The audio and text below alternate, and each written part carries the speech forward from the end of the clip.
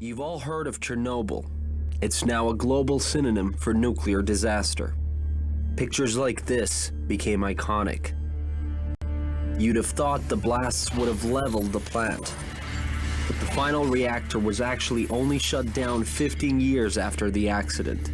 The radiation spread way farther than the imposed 30-kilometer exclusion zone, all across Europe in fact, with radioactive rain in Ireland. You'd think that breaking news on the meltdown would be all over the local media. In reality, people woke up to a complete silence.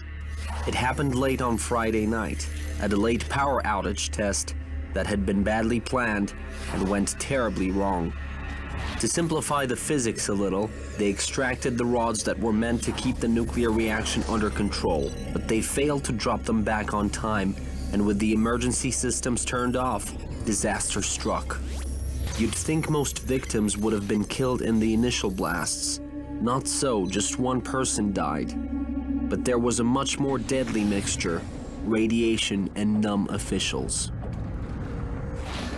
Fire crews that rushed to the site were not warned they'd be exposed to radiation toxicity dozens of times worse than at Hiroshima. The agonizing deaths came later.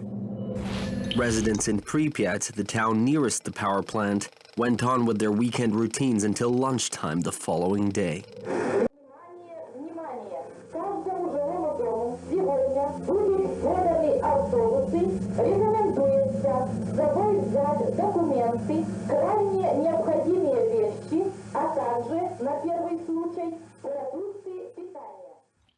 But that was 36 hours after the disaster. No one had been given even the most basic radiation safety tips, when what they really needed was to get out of there, and fast.